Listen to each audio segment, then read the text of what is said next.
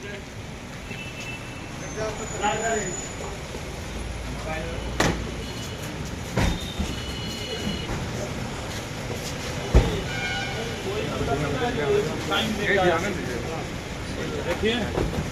कितना बजा ऐसा मिला कोई नहीं बोर्ड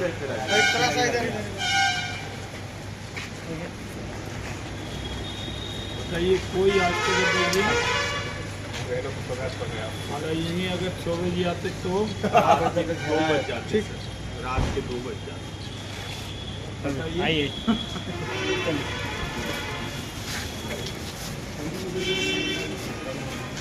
एकदम 1 बजे के पहुंच गए।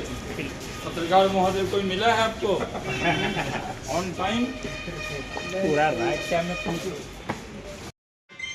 उस पर इंडस्ट्री लगा के दिखाया है, आप लोगों ने देखा भी होगा। 1 साल का समय मिला था, 1 साल में ही जो कर सके वो किया और उससे किसानों का बहुत बड़ा लाभ हुआ है। दिल्ली की मुख्यमंत्री, महिला मुख्यमंत्री रेखा गुप्ता बनी है, उनको बहुत बधाई देते हैं और आधी आबादी में खुशी की लहर है। ऐसे तो सब में है, लेकिन रेखा गुप्ता महिला मुख्यमंत्री दिल्ली को मिली है। प्रधानमंत्री जी ने बहुत अच्छा निर्णय किया है, हम उनको बधाई देते हैं। ये सवाल प्रिंट वाला तो कर ही लिया था। राजनीति में वाद विवाद होता है। बहुत से लोग हमारी पार्टी में हैं जो हमारी पार्टी में नहीं थे और हमारे बारे में बहुत कुछ कहते थे, मोदी जी के बारे में कहते थे। तो जब साथ आते हैं, विपक्ष में रहते हैं तो टोन वही होता है विपक्ष का। साथ में रहेंगे तो टोन तो बदलता है और व्यक्तिगत लांछन तो हम लोग कभी नहीं लगाते। नीतीश कुमार जी अनुभवी हैं, इसमें क्या शक है। हम लोग विपक्ष में भी होते तो ये बात तो कहते, इसमें कोई असत्य का है नहीं। सबसे अनुभवी मुख्यमंत्री बिहार के पास है। कोई आएगा सीखेगा, ये तो सीखे सिखाए। ये सर जमुई में एक मामला आया, मस्जिद में पूजा करना चाहिए, दोनों को एक धर्म की इज्जत करनी चाहिए और रील बनाने के लिए ज्यादा काम नहीं करना चाहिए। आप इस तरह की घटना की निंदा?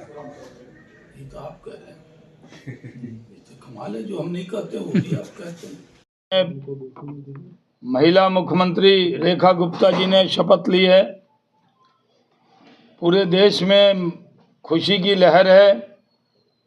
आधी आबादी को ये दायित्व मिला है। अभी तो हमारे बहुत मुख्यमंत्री हैं, लेकिन वो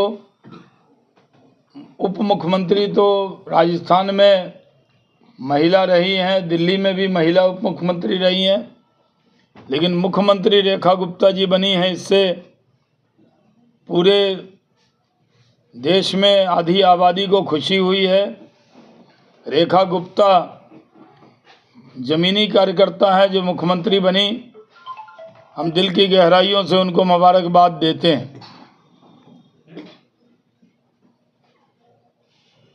अभी हम लोगों ने राष्ट्र का चुनाव जीता, महाराष्ट्र का चुनाव जीता, हरियाणा जीता, दिल्ली जीता। अब बिहार की बारी है। हमने हरियाणा, महाराष्ट्र और दिल्ली की किस्मत संवारी है। अब बिहार की बारी है।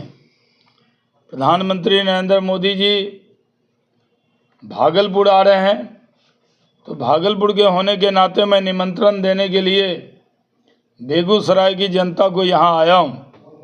आइए भागलपुर, हम आपका स्वागत सत्कार करेंगे और हम सब मिलकर नरेंद्र मोदी जी का भागलपुर में भव्य सभा भी करेंगे। किसान जुटेंगे और किसानों के लिए तो सबसे ज़्यादा काम नरेंद्र मोदी जी ने किया है। आमदनी दुगुनी कर दी, इथेनॉल के प्लांट लगे। बिहार में ग्रेन बेस इथेनॉल में बिहार नंबर 1 है देश में। 17 प्लांट यहाँ सैंक्शन हुए, 12-13 लग गए हैं और भी लग रहे हैं। इसलिए मक्का का जो दाम है वो जो 900-1000 होता था, आज 2300-2400 मिल रहा है। किसानों में खुशी की लहर है और बड़ी तादाद में लोग मक्का का उत्पादन भी कर रहे हैं। तो किसानों से अपील है कि आइए भागलपुर, चलिए भागलपुर, देखिए भागलपुर को और नरेंद्र मोदी जी की सभा में शामिल होइए। इसी का निमंत्रण देने के लिए मैं यहाँ पर आया हूँ। बिहार में नीतीश कुमार जी के नेतृत्व में एनडीए की सरकार है, मजबूती से काम कर रही है। प्रगति के पथ पर नीतीश कुमार के नेतृत्व में बिहार आगे बढ़ रहा है और नरेंद्र मोदी जी का आशीर्वाद है। डबल इंजन की सरकार है। नीतीश कुमार जी के नेतृत्व में हम फिर से चुनाव में जाएंगे और जीतेंगे, इसमें कोई शक नहीं है। क्या मुख्यमंत्री का चेहरा वही रहेंगे? क्या नीतीश जी ही रहेंगे? तो वही रहेंगे। हमारे पास इतना अनुभव वाला चेहरा कहाँ है कोई। सबसे अनुभव देश में, उनसे ज़्यादा अनुभव वाला कोई मुख्यमंत्री नहीं है। ये बिहार का सौभाग्य है कि वो हमारे पास है।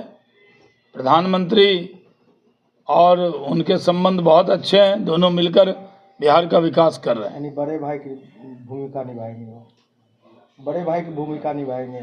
साथी हैं हम लोगों के, बड़े भाई के हम लोगों के साथी हैं। तेजस्वी लगातार अपराध की घटनाओं को लेकर हमला बोल रहे हैं। उनके मुंह से अपराध शोभा नहीं देता बोलते हुए। तेजस्वी यादव जो स्क्रिप्ट मिलता है कुछ कुछ बोलते रहते हैं, विपक्ष में है। एक सभा के दौरान तेजस्वी यादव ने कहा कि लालू जी को आज ये लोग गाली दे रहे हैं, तो वो एक दिन ऐसा भी आएगा इनको भी भारत रत्न से सम्मानित करेंगे। क्या कहें? देखिए, कर्पूरी ठाकुर जी को भारत रत्न मिला, उससे तुलना लालू जी की करनी सही नहीं है। ऐसे भी लालू जी अभी बेल पर हैं, कभी भी जेल जा सकते हैं। तो आप कह रहे हैं, आप तो बोले ना। हम तो बोले बेल पे हैं। हम तो वही बोलते हैं जो हम बोलते हैं। शाहनवाज हुसैन से बुलवाना कठिन काम है। अब बैठ जाइए, फिर यही रहने दीजिए सामान। अब बैठ तो हम लोग एक ही करते हैं, कभी चल जाता है। तो हम यहाँ पर आज भागलपुर से आए हैं, निमंत्रण देने आए हैं। एनडीए नेताओं की अभी बैठक हुई है, पूरी जोरदार तैयारी है। बेगूसराय हमारा पड़ोसी है, पूरी तादाद में यहाँ से लोग आने वाले हैं। जितना बेगूसराय में सभा होती है उतने लोग आते, इतने लोग यहाँ से भागलपुर जाने वाले। हमारे सारे अध्यक्ष हैं एनडीए के,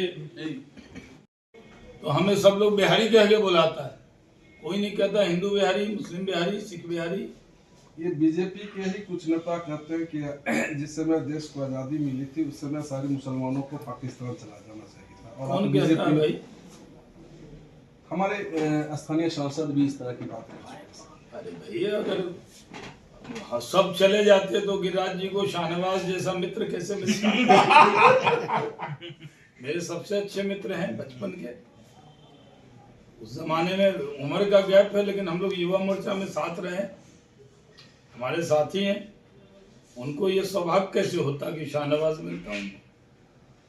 आप इसे इत्तेफाक नहीं रखते सर, इस तरह के बयान से आप इत्तेफाक नहीं। हम कहाँ कह रहे हैं, हम जो कह रहे हैं वही लिखिएगा ना। हम तो कह रहे हैं कि उनको एपीजे अब्दुल कलाम कहाँ मिलते और उनको शाहनवाज हुसैन शाहनवाज हुसैन जैसा मित्र कहाँ मिलते।